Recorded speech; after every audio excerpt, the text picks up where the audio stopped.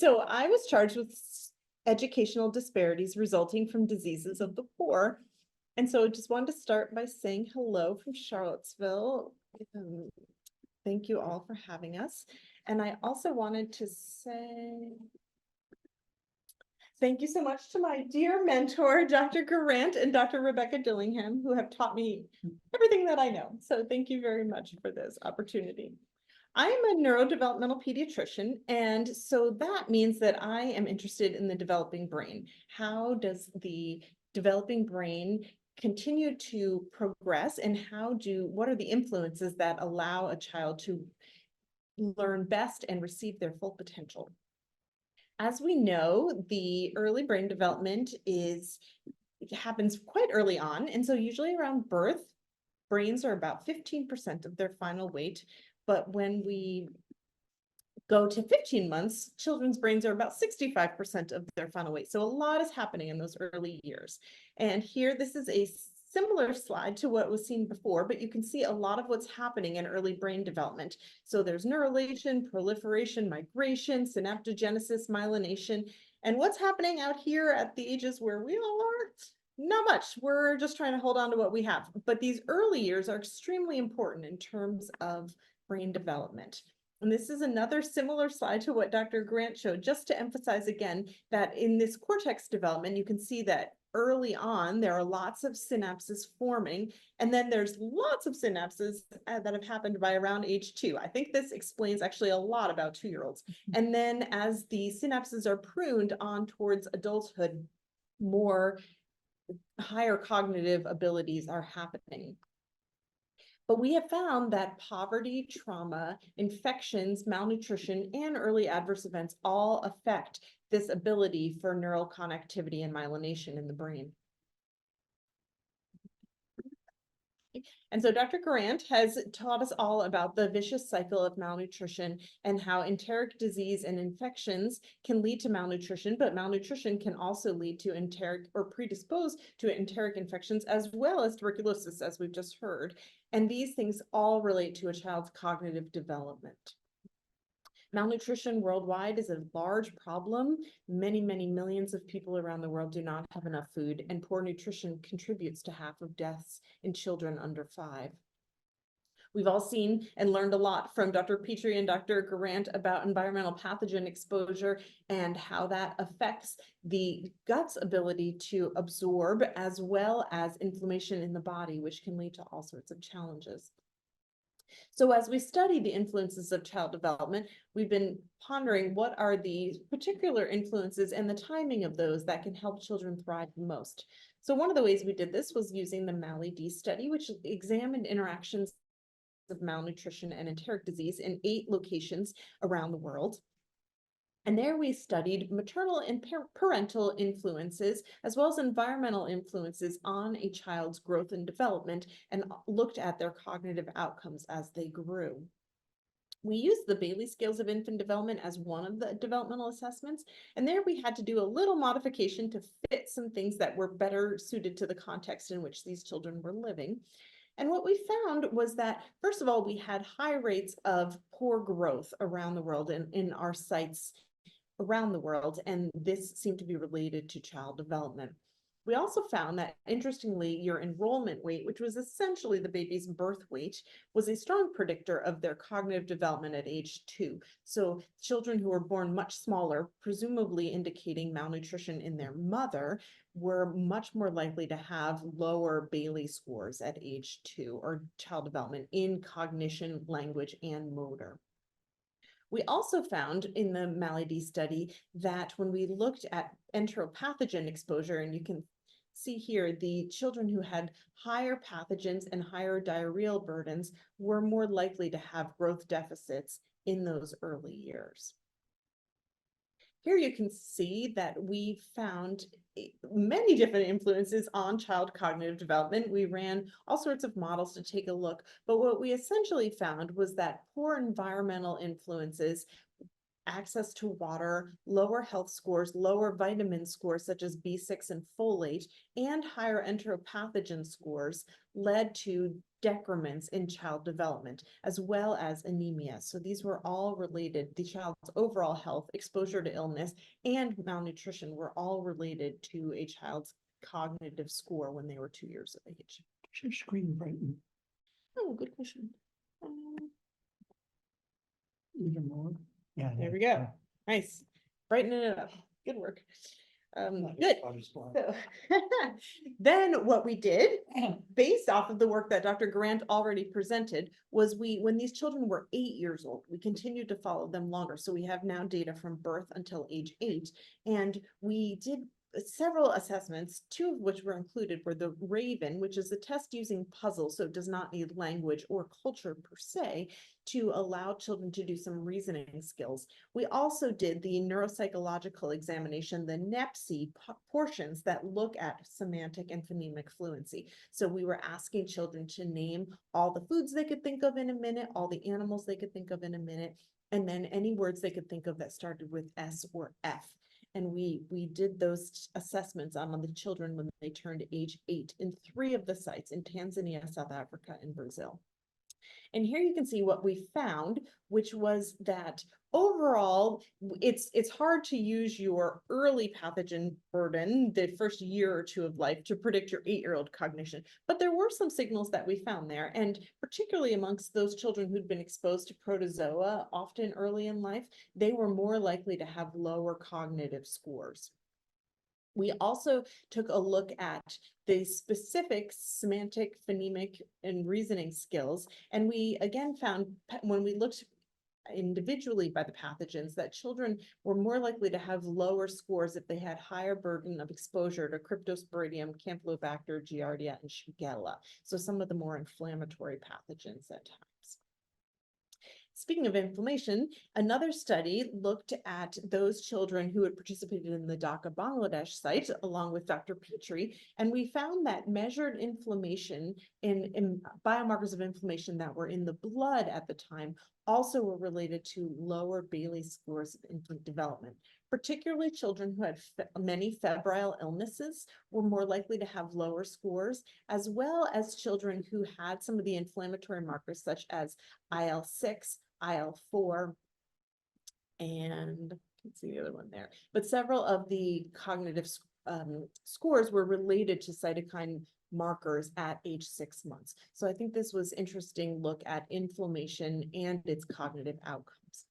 There are also many studies out there looking at bacterial meningitis as a particular infection that may be related to child cognitive outcomes. And there are findings that long-term impacts on the brain when there is infection and inflammation in the brain during meningitis is related. We also learn a lot from the information that is out on cerebral malaria risks. Malaria has a high mortality rate. About 1 million people per year worldwide die from malaria, and about half those deaths are related to cerebral malaria. And we often find that there are many residual neurological sequelae, such as epilepsy, cognitive impairment, behavior challenges, motor deficits, sensory disorders, and language impairments. So I think this goes along again with that picture of both infection and inflammation being related to later cognitive outcomes.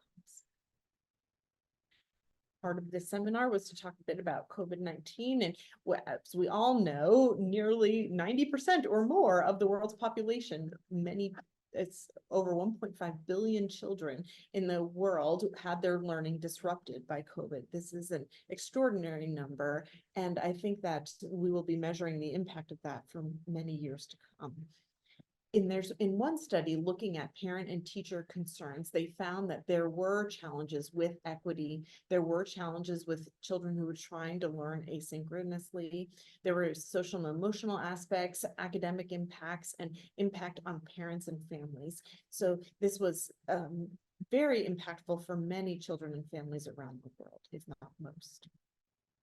Particularly for children, though, who are living in poverty, who are chronically ill, who have disabilities, who have housing and food insecurity, who are in more remote areas, or who are otherwise marginalized. were the most likely to suffer from the impacts of the COVID-19 pandemic on their education, whether from many people in their family being ill, but also just from having lack of resources in their own homes in which to continue their work. This highlights a lot about the impacts of poverty on education worldwide and the opportunities that children have to pursue education if they don't have access to technology or resources or ability to participate in the social communities in which they live. Another thing that I think is interesting when we think about educational outcomes is responsive stimulation in the home environment. And as we have learned from the Malady study and from other studies, we know that children who are raised in homes where there is a lot of illness, if families are continually suffering from diarrheal illness or from malnutrition, they may be less likely to receive that responsive stimulation, the developmental stimulation that is so beneficial to the developing brain. This is the Cognitive Assessment Committee from the Malady study, and I owe a great deal to all of them. They have taught me a lot about assessing and promoting child development around the world. And so I wanted to say that I'm grateful for all that I've learned. One particular study that I learned from my colleagues there came from our team in Pakistan, Aisha Yousafzai and Munira Rashid. And they did this, I think, excellent study that was published in Lancet Global Health that took 1,300 mother-child dyads, and they provided about 300 of them with enhanced nutrition. So they gave them supplements and education about nutrition intake. About 340 of them, the dyads with responsive stimulation, how to talk, sing, play with your baby, how to have back and forth interactions. Another about 300 of those pairs received both interventions, nutrition and stimulation, and about 300 were controls. They did not receive either in intervention. And what they found was that children who got both enhanced nutrition and responsive stimulation did the best in terms of their overall cognitive development over time. But children who received responsive stimulation did even better than the children who received nutrition. And I kind of love this for the brain. Babies are little like plants. You have to talk to them for them to thrive. And I think that it's a wonderful thing to be thinking about how we are promoting child brain growth and how we are providing opportunities for children to continue to learn. We also looked at responsive stimulation in the home environment in rural South Africa and Tanzania. And what I highlighted here that I think is really interesting is that opportunities for developmental stimulation are chance to be talking with somebody, playing with somebody, reading books with somebody, and the provision of play materials, which could be very simple, but things like blocks or books were associated with higher full-scale IQs as children got older, around 8 years old. So I think that that also shows the importance of responsive stimulation in early childhood. It wasn't Just wanted to put in a word about refugee populations. This is so common around the world, unfortunately, and many children now are experiencing the effects of war and conflict, and even more now than when I started writing this talk. And so I think children now account for about half of the world's refugees, and the numbers keep rising as we speak, which is very sad.